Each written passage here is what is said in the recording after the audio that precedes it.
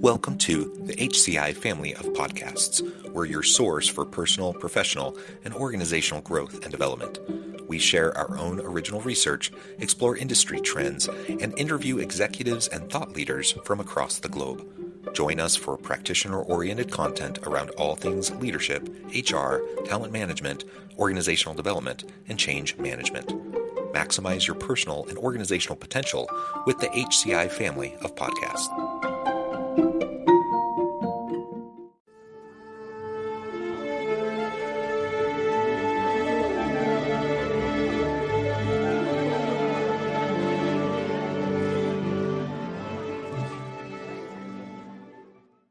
Aoife O'Brien, welcome to the conversation today. Thank you so much, John. It's a pleasure to be here with you today. It's a pleasure to be with you. You're joining us from the Canary Islands, and I'm super jealous. I'm south of Salt Lake City in Utah. I'm jealous. I've never been there yet, but that's on my list. And you said the Canary Islands is on your list as well. So yeah, I mean, Utah's gorgeous, and I love Utah. If anyone wants to come see we have 5 national parks. We have the outdoors, very, very diverse kind of features that you see in our outdoor national parks, and lots of great hiking and all that kind of stuff. But I would love to make it to the Canary Islands, and I've always wanted to go. And we were talking in the pre-interview about that a little bit. Anyways, it sounds amazing. Anyways, we're not going to talk about the Canary Islands today, but just by way of introduction, great to have you joining us. Today, we're going to be talking about identifying and responding to toxic work cultures. We've all experienced this. We've all hopefully been in great places where we've loved to be, where we've had great relationships, where it's been a healthy culture, a dynamic culture. But we've also all, I think, been in more toxic types of environments that we were anxious to get out of. And sometimes we're in situations where we're able to get out of them, and other times we feel kind of trapped in them. And so we're really going to talk about how we can deal with that. Sometimes it means leaving. Other times it means finding strategies to deal with, toxic people, toxic elements of the culture, so that we can make the most of perhaps the situation we find ourselves in. As we get started, I wanted to share Aoife's bio with everybody. Aoife O'Brien founded Happier at Work with the mission to accelerate the progress of women at work. She is passionate about creating a culture that supports women to thrive and helps organizations increase their bottom line while supporting female leaders to reach their full potential. She works with business leaders and employees to focus on workplace culture, cultivating balance, and empowering leaders. Her award-winning podcast, Happier at Work, features a combination of interview-based episodes as well as solo podcasting. So I invite the audience to check out that amazing podcast. Great to have you with us. Anything else you would like to highlight by way of your background or personal context before we dive on in? We can dive on in, but I suppose part of my journey has been that I have been in that toxic environment, and I regularly ask people and talk about their experiences of being in a toxic workplace. And that's the driver for what I do today, essentially. Yeah. And it can be cathartic to moan and complain to others about your bad workplace experiences. They're ubiquitous. I think we've all had them. And unfortunately, sometimes maybe they're much more common than the really positive ones that I was describing at the beginning. But hopefully we've also had some positive ones so we can have some compare and contrast and realize that it doesn't have to be toxic. It really doesn't. Like you can have a great workplace, great culture, great people that you're working with, where you're working together well. That doesn't mean you always agree with everyone. That doesn't mean you're always doing stuff that you love. Sometimes we have to do work we don't like. Sometimes there are things we disagree with. Like, we're not suggesting that everything has to be holding hands and kumbaya all the time, but there's a difference between like constructive disagreement versus toxicity, right? And so absolutely, this is really what we'll dig into. And maybe we can start with just a little bit of your background and how you got to where you're at today. You described having experienced some of these things yourself. Maybe give us an example or two, and how did you get doing the work that you're doing? Yeah, of course. Yeah. Thanks, John. I worked in fast-moving consumer goods. So that's the equivalent of CPG, consumer packaged goods, as you would call it in the US. I worked in the market research side of things, so always worked in large agencies, working with big global clients as well as local clients, analyzing data, something I was hugely interested in, good at as well, always quite successful. I was always really ambitious. And I worked in organizations that I really enjoyed. So I worked in London for a time, and it was just a fantastic culture, really nice. People were inclusive, people were sociable, but there was also a real focus on getting the work done and getting results and, you know, getting great results for our clients as well. And I think the reason that my experiences were so jarring was because I had several experiences of really positive work cultures and I didn't realize how lucky I was to have those. And Yeah. when it came to landing essentially in this toxic work culture, I was living abroad. So I was working in Australia for a time. I had spent a little bit of time working in Perth, and again, a fantastic culture there. Landed in this other role, which was recommended to me by people who I had previously worked with. So I made the false assumption that it was going to be a similar type of culture, but it wasn't.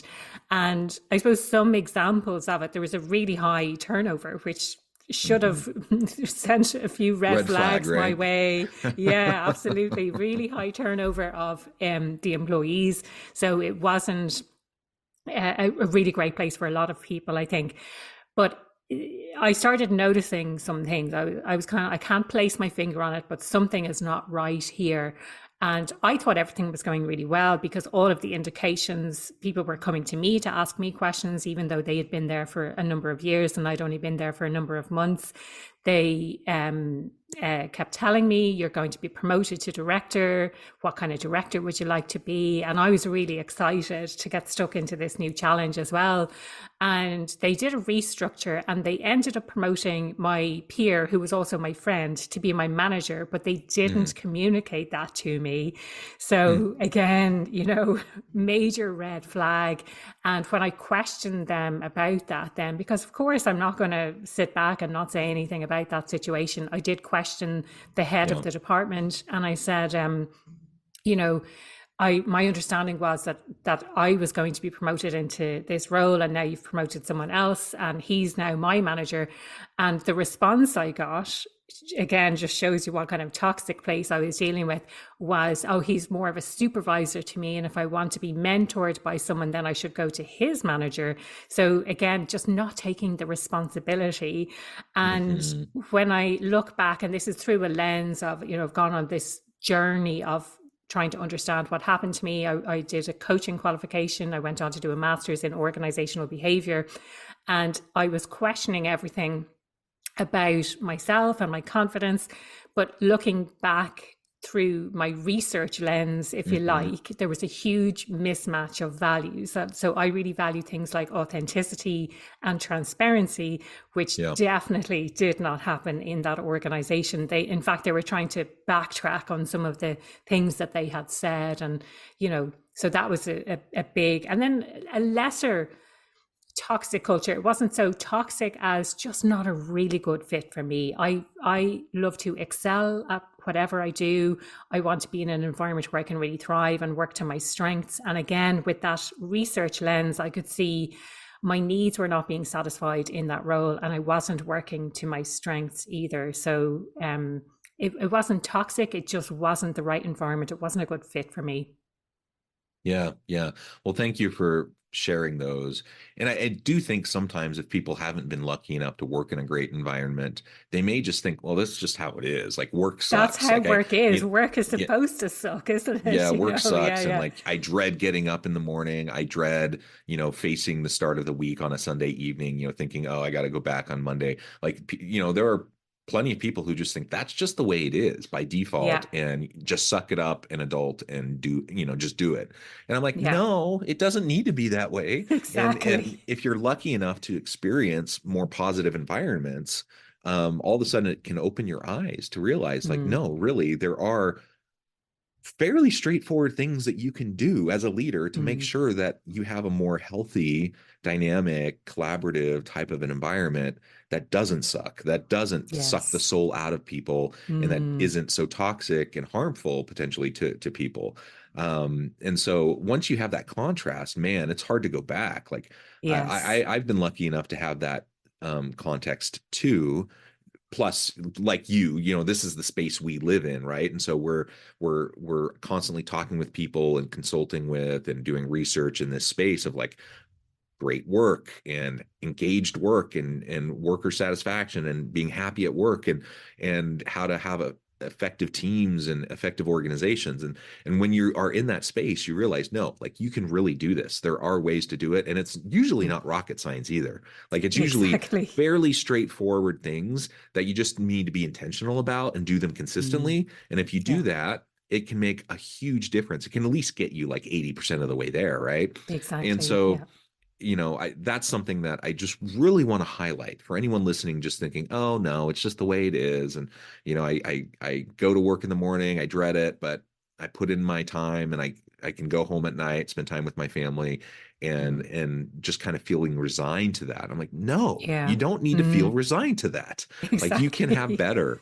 you can create Yeah. better yourself. You can also take ownership over your own situation and find better opportunities for yourself where you will thrive. And you also This is highlighted it. it's not Yeah. just about, I mean, sometimes it really is just toxic people, toxic environment.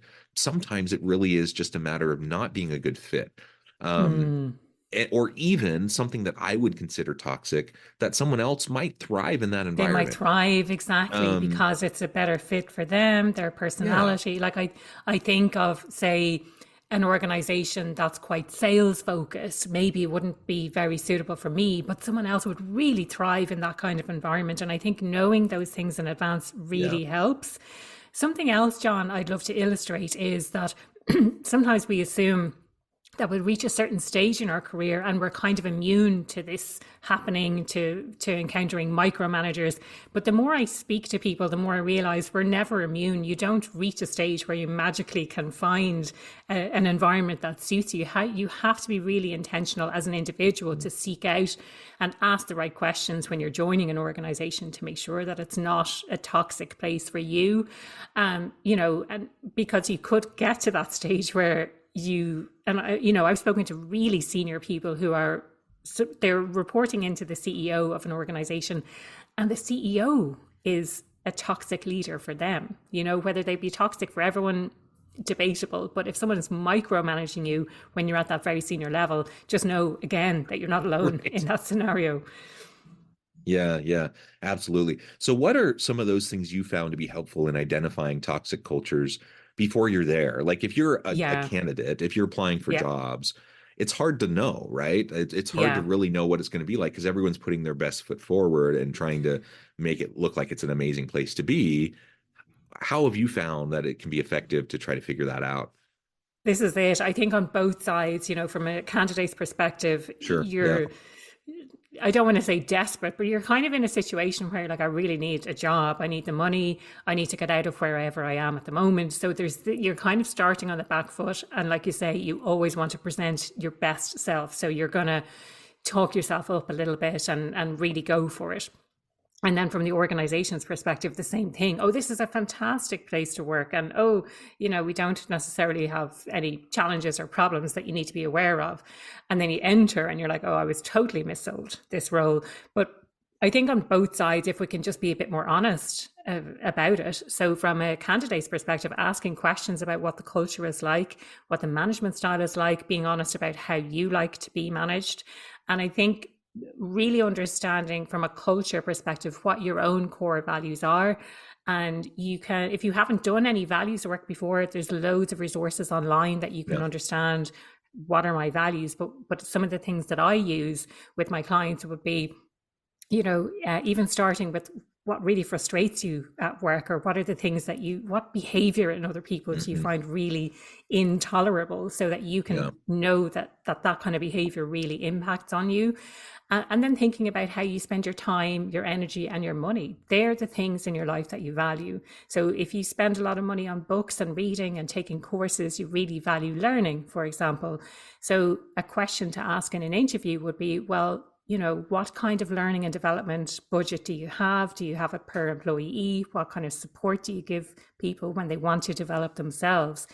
And then from the organization's perspective, again, being upfront, we've had this challenge and we want to be really upfront about what you're getting yourself into, because we need someone who's able to rise to this challenge, and we are aware of it and we're doing something about it. I think, just being upfront on both sides is really, really important.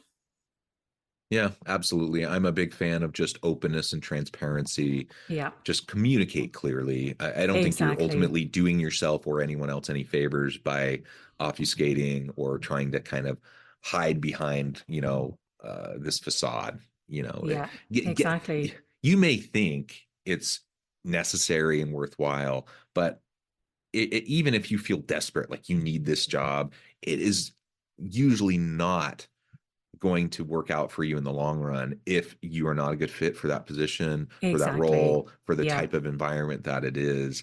And Mm, even though in the immediacy of the moment, you may feel I really need this, it could actually be something that puts you on it sets you back. Like it actually will hinder your ability yeah. to find yourself in a good position later or in a good fulfilling career. And so, Yeah. taking the time to be very thoughtful about that, reach out, I think so. Yeah. talk to people who work in the Network. organization, Yeah. reach Mm, out to people on LinkedIn, set up coffee calls with people, and yeah. just try to have a chat about like what is it Yeah. really like. Yeah. There's no Are you substitute trying for to get just out of yeah, there as well? there's no substitute for just really Mm. trying to have those honest conversations with people. Absolutely, yeah. But there's so much information available online these days as Yes. well that people often forget. You just forget when you're in the thick of things, when you're excited about making it to the next round of interviews. You sort of forget to check in and be like, okay, maybe I should have a look on Glassdoor. Let's see what they're saying about the CEO. Let's see what they're saying Hmm. about the culture. And I know there's other resources available beyond just that as well. But I love that idea of connecting with people who are already in the organization to get, well, what's really going on behind the scenes? What do I need to know about what's going on here? And could that potentially be a good fit for me, or is that something that might mean it ends up being toxic? Yeah, yeah. And again, just to reiterate, there are some like hyper competitive types of workplace environments that Mm, I might find as toxic. Other people mm, might find that as energizing, invigorating, and something where they're going to exactly. thrive. So, Yeah. there are differences in style, in approaches, and what we find to be reasonable or appropriate. So that values alignment, like you talked about, like understanding Mm, yourself and where you're at and trying to have a better understanding of the organization and not just like what they put on the website, but like really digging into like what exactly. Yeah. their lived Yeah. values seem to be and how they do the work that Mm, gets done. That's going to be really important. Okay, so let's assume now that we are able to figure out, um, if an environment's going to be toxic or not, and for whatever one way or another, we end up in this organization, we realize we're in a toxic place with mm, toxic people or a toxic culture. yeah. How do we respond to that in a healthy way? Sometime and I want to kind of hone in on like if you find yourself in a situation where you kind of have to be there. So there's always the opportunity to leave and you can go Yeah. maybe try to find a different job, do something else. Sometimes though that's a real possibility for people and other times for a variety of reasons that may not be a real possibility. So if you Yeah. find yourself in that kind of an environment, what are some proactive things we can do, some strategies to try to deal with some toxicity that might be present, so that we can have a better experience and help those around us to have a better experience as well. Yeah. I think there's so many different approaches that you can take. For me, I was in the lucky position that I was able to leave, but I'm also aware, and especially with the way the job market is at the moment, that not everyone is in a position to leave. And especially if you have a local role and, they're very into having people in the office rather than the remote roles being available. But for me, it's a mindset shift, really. If you find yourself in that situation and you can't leave, you have to decide that it's a choice. It's not, I have to stay in this toxic environment. It's, I'm choosing to stay in this role because whatever that right whatever that reason might be, that can be, I choose to stay here because I want to support my family. I Yeah. choose to stay here because I want to progress my career, and staying here for X number of years and having that on my resume is going to make a huge difference to me. Just shifting that thinking, shifting that mindset around that. It's so hard to deal with toxic people on a day to day basis. And I've had to do that. And again, I think you have to take a step back and think, this is not about me. They're not treating me like this because of anything to do with me. It's more to do with them. And that's how they are, and they're hurting, and whatever it might be. You know, what's that phrase? Hurt people hurt people. So Yeah. it's about them, and you have to really think that that's the reason that all of these things are happening.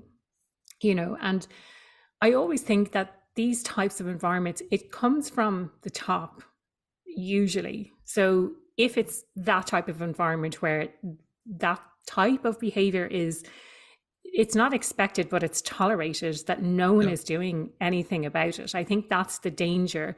Is you say one thing, you say our values are inclusiveness, our values are respect, things like this, but then you're not showing that the values, the lived experience of the values of the employees that are living those values day to day is not the reality of what you've said the values actually are. So I think holding people to account. So if you're saying that your values are this, then you have to hold people to account. You have to do something about it. And so on the positive side, when you see people espousing those values on a day-to-day basis, then you need to celebrate that. You need to recognize that. When you see people making decisions that are values-based decisions rather than solely focused on money, you need to celebrate those things and recognize people. But equally, when you see people who are going against the values in some way, but others around them are tolerating it, it's having a facility to call that type of behavior out, whether that's a whistleblowing type of thing. You know, I'm not going to go down the HR type of route. That's not my area of expertise, but having that facility where you can actually speak to someone about it. I know in Ireland, especially, there's a lot of companies that would have an EAP, an employee assistance program. So you can call up, you can speak to a counsellor. So those kinds of facilities as well, if you need to go down that route, just to talk to someone, you know, talking someone through about that. But I think for me, from an individual perspective, do what you can do to shift that mindset, to know that it's not about you. But if you're in a position of leadership, know that you need to call out this type of toxic behavior because it shouldn't be tolerated. Yeah. Yeah. Absolutely.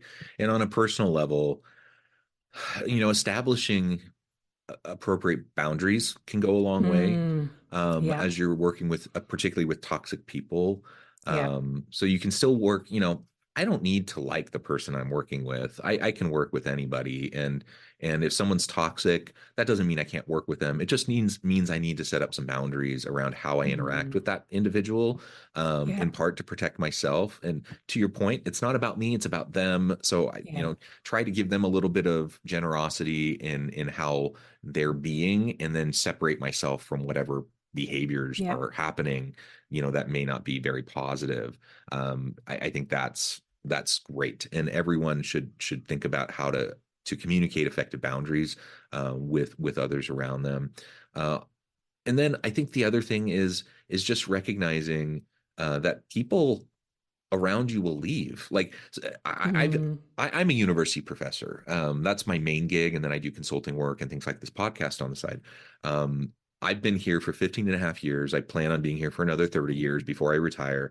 And I've seen a lot of different people come and go in different leadership positions, and some have been very toxic, others have been great, and there can be major swings. But you know what? In part, I'm insulated, and being a professor and being at a university, that's different than a lot of workplaces. And I get that. But in part, I'm insulated from, some of the toxicity. And in other ways, I have to interface with it, but I also recognize that person probably won't be here in 2 years. And yeah. I'm going to outlive them here in this organization. And And that makes and me feel really good. yeah, and I mean, that's another way that you can kind of deal with it. And I know not everyone finds themselves in that kind of a situation, but just recognizing, that there is constant change, and just Yeah, because something isn't a great environment today doesn't mean it's going to be that way 6 months from now.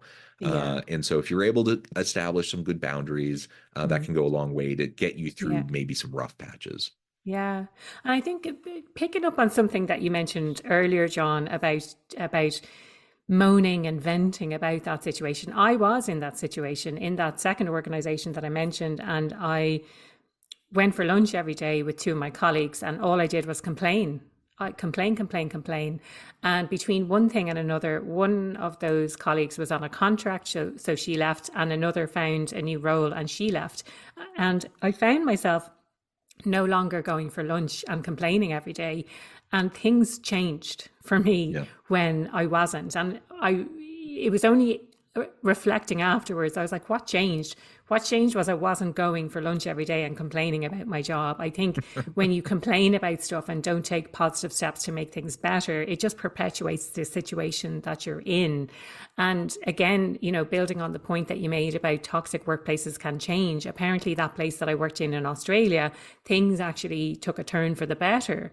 I was going to say after I left it. I don't mean there was a direct correlation necessarily between me leaving and things getting better, but over time things improved, whether they recognized toxic leadership behaviors, whether there was just a shift in the culture or something like that. So things can change over time. And so some of my colleagues that I worked with there, 11 years ago, they're still working there now.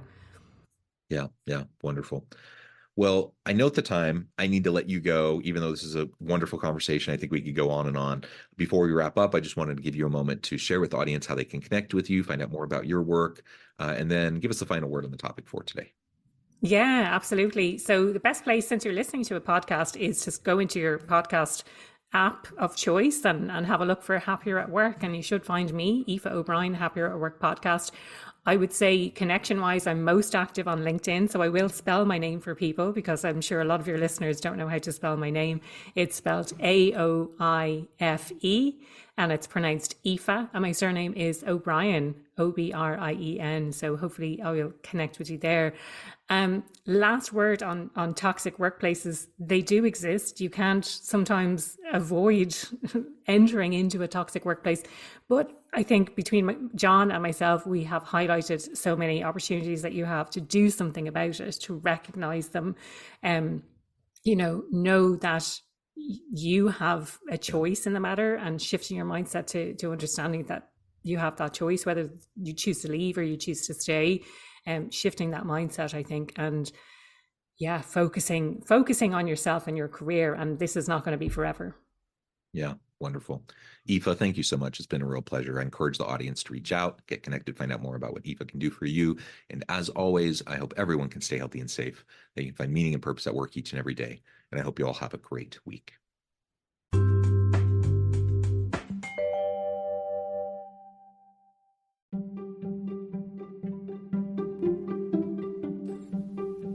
Thanks for joining us for this episode of the podcast. We hope you stay healthy and safe, and please join us again soon.